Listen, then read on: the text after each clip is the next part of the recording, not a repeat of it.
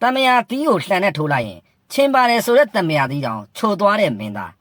းမနိဆန္ဒမင်းသမီးလေးချစ်ရတဲ့ကြံစစ်မင်းသားရဲ့အကြောင်းလေးကိုဒီကနေ့ညတစ်ဆက်ပေးမှာဖြစ်တဲ့အတွက်အဆုံးထိလိုက်ပါနာတော်ရဆင်ပေးဖို့မြတ်ရခံပါခင်ဗျာအနော်ဒါမင်းအုပ်ချုပ်တဲ့အချိန်နောက်ပိုင်းပေါ့သူ့ရဲ့သားတော်စောလူမင်းနဲ့တတ်တယ်စောလူမင်းကသူ့ရဲ့သူငယ်ချင်းဖြစ်သူငရမကန်းကပုံကဖမ်းဆီးသွားလို့ကျက်စစ်သားကတွားရောက်ကဲတင်ရမှာစောလူမင်းကကျက်စစ်သားကသူ့ဟာခိုးယူတယ်လို့အော်ဟစ်ခဲ့တဲ့ဖြစ်စောလူမင်းကိုထားခဲ့ရတယ်ရန်သူလက်ချက်နဲ့စောလူမင်းကံကုန်ချိန်မှစပြီးပကံပြည်မှာကျက်စစ်မင်းနန်းတက်ခဲ့တယ်ကျက်စစ်မင်းကြီးကပကံပြည်ထီးနန်းကိုအေဒီ1084မှာဆက်ခံခဲ့တယ်အနော်ဒါမင်းကြီးရဲ့အားထားရသောသူရဲကောင်းတစ်ယောက်ဖြစ်တဲ့ကျက်စစ်မင်းကအနော်ဒါတူတော်ခဲ့သောလက်နက်နိုင်ငံတော်ကိုမပြိုကွဲအောင်စီယုံဆောင်ရွက်နိုင်ခဲ့တယ်မုံမြမချစ်ကြည်စွာနေထိုင်ရေးကိုအားပေးတဲ့အနေနဲ့သူရွေးထုတ်ခဲ့တဲ့ကြောက်စာတွေမှာမုံမာသာကိုလည်းထည့်သွင်းစေခဲ့တယ်ဆယ်မြောင်ကျောင်းကန်များကိုနိုင်ငံတော်နဲ့ဆောက်လုပ်စေခဲ့တယ်သာသနာတော်ကိုချီးမြှောက်ပြီးဖျားဇေဒီဂူပထိုးများလည်းတည်ထားခဲ့တဲ့အပြင်ဗုဒ္ဓဂါယရှိရိုးရင်းပျက်စီးမှုများကိုတမန်များစစ်လွတ်ပြီးပြုပြင်စေခဲ့တယ်ပြီးတကက်တော်ကိုစစ်ဆေးပြုပြင်ပြီးတစုံကူးစေခဲ့တယ်မြို့တော်ရှိယဟန်တန်ခါများကိုပစ္စည်းလေးပါထောက်ပံ့လူဒန်းခြင်းအစရှိတဲ့သာသနာရေးဆိုင်ရာကုသိုလ်များကိုလည်းပြုခဲ့တယ်အေဒီ1100ခုနှစ်ဒီဇင်ဘာလမှာနန်းတော်တက်ကိုတီးပြီးအေဒီ1102ခုနှစ်အေဗီလမှာနန်းတော်ကိုလက်စားတက်ခဲ့တယ်ထီနန်းကို28နှစ်ကြာစိုးစံတော်မူပြီးတဲ့နောက်အေဒီ1112ခုနှစ်မှာနတ်ရဆန်ကံကုန်ခဲ့တယ်အရရာကိုမြေတော်လောင်းစီသူမင်းကဆက်ခံခဲ့တယ်ကျက်စစ်သားမင်းကြီးငယ်စဉ်ဘွားကတော့ကျက်စစ်သားမင်းကအဖဘက်ကအာရိဇဝန်ဒနေမျိုးဖြစ်၍အမိဘက်မှာဝါပင်အတွင်းမှာတရေတီမွေးဖွားလာသူဖြစ်တယ်လို့ကြောက်စာတချို့တွင်ဖော်ပြထားတယ်ထီလိုက်မင်းဟုလည်းနာမည်ရှိပြီးကျက်စစ်မင်းက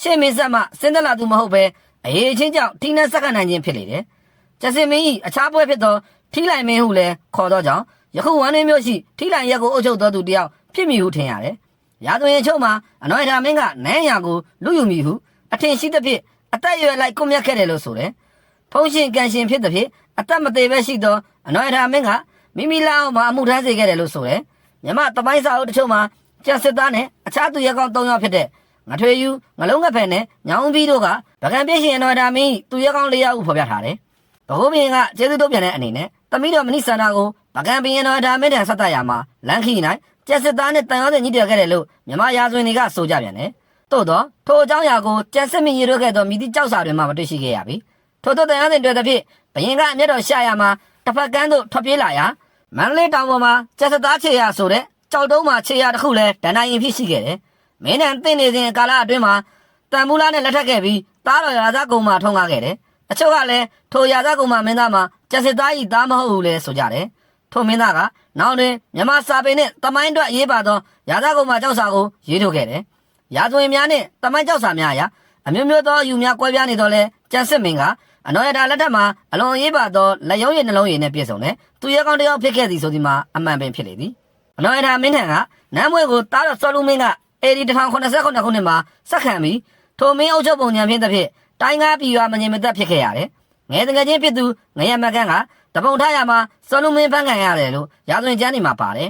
်စောလူမင်းကိုရန်သူများလက်ကကဲတင်ရန်အတွက်ရန်တုတက်အတွင်းသို့တကိုယ်တော်ဝင်ရောက်ခဲ့တယ်စောလူမင်းဟာထမ်းပြေးပြီးကဲတင်တဲ့နေရာမှာကျက်စစ်သားကိုမယုံကြည်ပဲတကယ်ချင်းဖြစ်သူငရမကန်ကသာအသက်ကိုချမ်းသာပေးမယ်ထင်တဲ့ဖြစ်ကျက်စစ်သားကသူ့ဟာလာခဲ့ပါသည်ဟုအော်လျာစောလူမင်းဟာရန်သူလက်အတွင်းထားခဲ့ရလေတယ်စောလူမင်းလည်းငရမကန်လက်ချက်ဖြင့်ကံကုန်ခဲ့ရတယ်လို့ရာဇဝင်ကျမ်းချုပ်ကဆိုတယ်တပုံထားတဲ့ငရမကန်ရဲ့ရန်ကိုကျက်စစ်သားဥဆောင်ပြီးနေနှင်းခဲ့တဲ့အပြင်မြမသမိုင်းလေးလာသူပေါမကလုထင်မြင်ယူဆသောအခြားတပုံထားအရေးလဲရှိပေတယ်ထိုတပုံထားမှုမှာအနော်ရထာမင်းသိမ့်မိုက်ခဲ့သောမွန်တိုင်းထာနေနဲ့ပတ်သက်လေတယ်အနုအာမင်းရဲ့မြေတော်သူမှာငရမကန်၏တပုံထားမှုနဲ့မပတ်သက်ပဲတိကျတပုံထားလို့ဟန်တူပေတယ်ဗကံမင်းအခမ်းအနားသုံးလှေတော်အားယူဆောင်၍ပြေးလေရာကျက်စစ်မင်းကမနုအာမင်း၏မြေတော်နဲ့သမီးတော်အားပေးသားကပတ်ဝါသောကလေးအားထီးမွေဆက်ခံစေသည်ဟုဂရိပေး၍မုံမြမချစ်ကြည်ရေးကိုထိန်းသိမ်းထားသည်ဟုယူဆလေသည်ထိုဂရိမှာရာဇကုံမှာမင်းသားထီးမွေမရခြင်းအကြောင်းလည်းဖြစ်နိုင်ပေသည်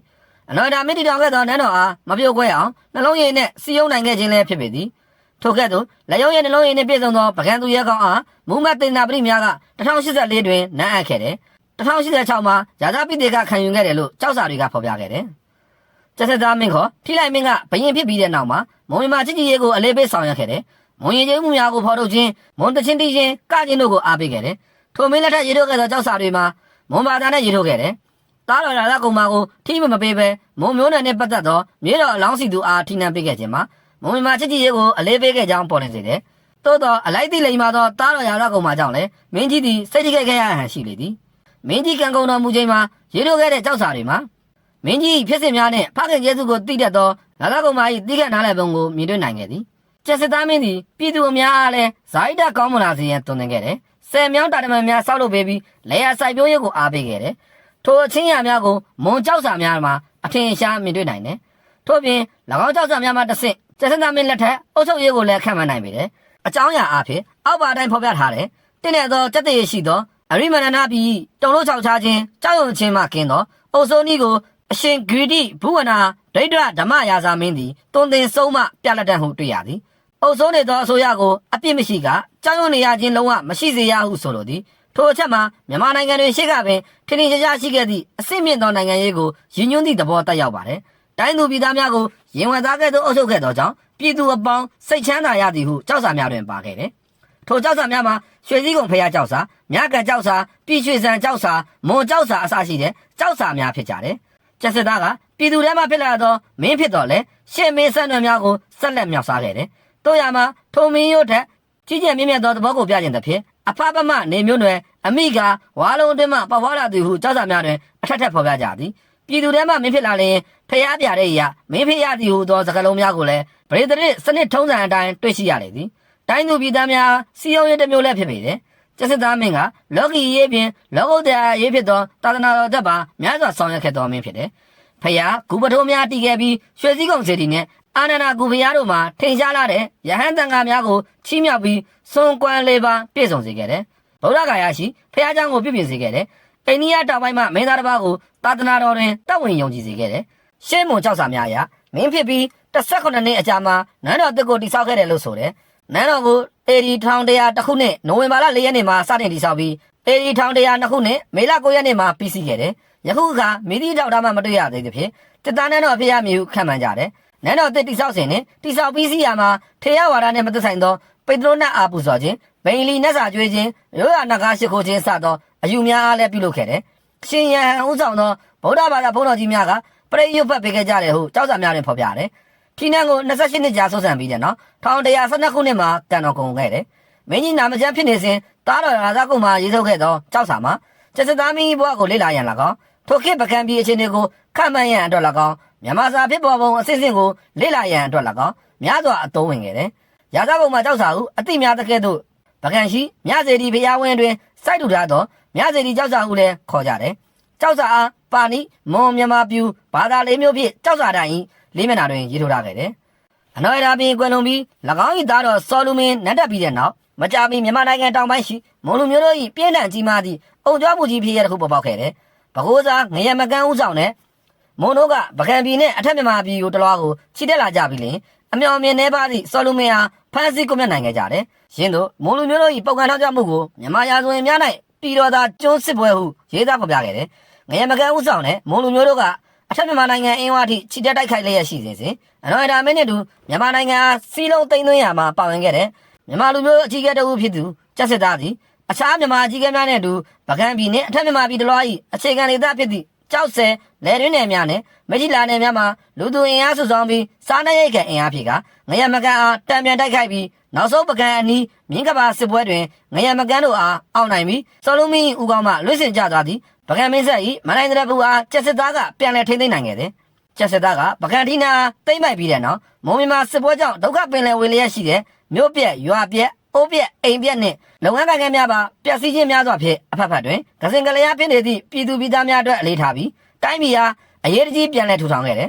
မွန်ဘာသာဖြင့်ရေးထိုးထားတဲ့ရွှေစည်းကုံကြောက်စာထောက်ထားအရာများစွာသောလူသူခတ်သိန်းတို့သည်တားတကွဲမရတကွဲမိတကွဲဖတကွဲဖြစ်ရကုန်တယ်သူတို့၏ဆင်းရဲဒုက္ခကိုငါငိမ့်ပါအံထိုသူတို့၏မျက်ရည်ကိုငါသုံးပါအံငါ၏ရာဘက်လက်ဖြင့်စံစပါးရိတ်ခပေးအံငါ၏ဝဲလက်ဖြင့်ဝတ်စားတစားပေးအံအမိသည်တားငယ်ကိုရင်ဝင်၌နှစ်သိမ့်စေတကဲ့သို့ငါသည်လည်းတိုင်းသူပြည်သားတို့ကိုနှစ်သိမ့်စေရန်ဟုရေးထိုးထားတယ်ကျက်စစ်သားသည်မြန်မာလူမျိုးအကြီးအကဲတဦးအနေဖြင့်၎င်းမြန်မာနိုင်ငံတနိုင်ငံလုံး၏ခေါင်းဆောင်ကြီးတဦးအနေဖြင့်၎င်းစောလူမင်းနန်းတအတွင်ပြင်းထန်စွာပေါက်ကွဲခဲ့သည်မွန်မြန်မာရေးတော်ပုံကိုလေးလေးနက်နက်စဉ်းစားသုံးသပ်ခဲ့ရပုံရသည်ကျက်စစ်သားသည်မွန်တို့အားမြန်မာတို့နှင့်ဒန်းတူညီမျှသောအခွင့်အရေးကိုပေးအပ်ဆက်ဆံခဲ့တယ်မွန်လူမျိုးကြီးကဲများပကံပြည်အထွေထွေကုန်ထုတ်လုပ်ငန်းအုပ်ချုပ်ရေးကာကွယ်ရေးယဉ်ကျေးမှုနှင့်ဆိုင်ရာလုပ်ငန်းများတွင်ဦးစီးကောင်းဆောင်များဖြစ်ပါဝင်စေခဲ့တယ်မ မွန်လူမျိုးများရဲ့ယဉ်ကျေးမှုနဲ့အစဉ်အလာကိုလည်းလေးစားမှုကိုပြသခဲ့တယ်မြန်မာနိုင်ငံကပိကျောက်စာဌာနမှာစုဆောင်းရှာဖွေစည်ရင်းပြုလုပ်ထားတဲ့ကျက်စစ်သားမင်းနဲ့တပ်ဆိုင်တဲ့ရှေးရောင်ကျောက်စာများသည်များသောအားဖြင့်မွန်စာမွန်အခရာများဖြင့်ရေလိုသားတီကိုသာတွေ့ရသည်မွန်မြန်မာသွေးစည်းညီညွတ်ရေးကိုအမျှော်အမြင်ကြီးစွာဖြင့်ကျက်စစ်သားသည်ဆောင်ရွက်လိုက်သည့်အတွက်မြန်မာနိုင်ငံ၏စီးလုံးမှုသည်ပုံမတိတ်တိခိုင်မြဲလာခဲ့သည်တနိုင်ငံလုံးစစ်မှတ်ကင်းရှင်းကငြိမ်းချမ်းလာရသည်ဟုပကံခေမြန်မာနိုင်ငံ၏ရှေးရောင်လန်းသောကာလဟုဆိုရမည်အထွေထွေကုန်ထုတ်လုပ်ငန်းတိုးချဲ့ခြင်းနိုင်ငံခြားတိုင်းပြည်များနဲ့ရောင်းဝယ်ဖောက်ကားခြင်းအထူးသဖြင့်တရုတ်ပြည်အိန္ဒိယနိုင်ငံတောင်ပိုင်းတို့နှင့်ရောင်းဝယ်ဖောက်ကားခြင်းများပြုလုပ်ခဲ့သည်ကိုတွေ့ရှိရသည်အနော်ရမင်းလက်ထက်မှာစတင်ပြိုးထောင်ခဲ့သည့်ထေရဝါဒဗုဒ္ဓဘာသာနှင့်ယဉ်ကျေးမှုများကိုဖွံ့ဖြိုးတိုးတက်အောင်ဆောင်ရွက်ခဲ့တယ်အမခန်းလောက်သောပိတုကအတက်ဖြင့်အာနန္ဒလိုင်ငူတော်ကြီးနှင့်သာသနာအဆောက်အဦများကိုများစွာတည်ဆောက်ခဲ့တယ်အနော်ရမင်းလက်ထက်ကအစမတတ်နိုင်ခဲ့တဲ့ရွှေစည်းကုန်းဇေယီတော်ကိုအပိသက်တည်ဆောက်ခဲ့တယ်အိန္ဒိယနိုင်ငံဗုဒ္ဓဂါယမှာပျက်စီးလျက်ရှိတဲ့သာသနာအဆောက်အဦများဆယ်လွတ်ပြင်ဆင်ခြင်းပြုသည့်အပြင်အိန္ဒိယတီယိုနိုင်ငံများမှာလည်းသာသနာရေးဆက်နွယ်မှုရှိခဲ့တယ်ကျက်စစ်သား၏နန်းသက်အတွင်းမြန်မာနိုင်ငံ၏ဂုဏ်သိက္ခာသည်အတိုးတက်အမြင့်မားဆုံးကာလဟုဆိုရမည်မြန်မာနိုင်ငံဘေးပတ်ဝန်းကျင်အိန္ဒိချင်းနိုင်ငံကြီးငယ်အားလုံးကအတိမတ်ပြုခံညားလာကြသည်တက္ကရာ1106ခုနှစ်မှာမြန်မာနိုင်ငံမှတန်ဖွဲ့ဝင်များတရုတ်ဧကရာနိုင်ငံတော်သို့ဆက်ရောက်သောအခါအချုပ်အခြာအာဏာပိုင်သည့်နိုင်ငံကြီးတစ်နိုင်ငံ၏ကိုယ်စားလှယ်တော်အဖြစ်တရုတ်တို့ကတခမ်းတနာတဆောင်တရောင်ဧကန်ဆက်ဆံခြင်းပြုကြောင်းတရုတ်နယ်နှင်းမှတ်တမ်းများတွင်ဖော်ပြထားလေသည်ထေရဝါကသာသနာတော်စီပင်ထုံးကားရာနိုင်ငံလည်းဖြစ်ခဲ့တယ်အိန္ဒိယနဲ့တီယိုနိုင်ငံများကလေးလေးစားစားနဲ့ခန့်ခန့်ညာညာဆက်ဆံကြသည်ဟုမှတ်တမ်းတင်ထားခဲ့ကြတယ်ကျန်စစ်မင်းသားတည်ထားခဲ့သောဇေဒီများမှာရွှေစည်းကုန်းဇေဒီနဲ့အာနန္ဒဇေဒီဖြစ်တယ်ကျန်စစ်သားရဲ့ဘွဲ့နာမည်များကတော့ကျန်စစ်သားမင်းကကြောက်စာများ၌ဂရီဒိဘုဝနာဒိဋ္ဌဓမ္မယာသာဟု၎င်းထိလိုက်မင်းဟု၎င်းထိလိုက်ရှင်ဟု၎င်းကလန်စသားဟုလည်းခေါ်ကြတယ်ဤဘွဲ့နဲ့အမိများကိုရာဇဝင်များ၌တွေ့နိုင်တယ်ထိလိုက်ရှင်ဟုခေါ်တွင်ခြင်းမှာကျက်စစ်သားသည်ပကံပြည်၌မင်းမဖြစ်မီထိလိုက်ရက်ကိုအုပ်ချုပ်ခဲ့သောကြောင့်ဖြစ်သည်ဟုယူဆသည်ရာဇဝင်များ၌၎င်းလှဲထောက်ကြောက်စာ၌၎င်းကျက်စစ်သားမင်းသည်အနော်ဒာမင်း၏သားတော်ဖြစ်ကြောင်းဖော်ပြတယ်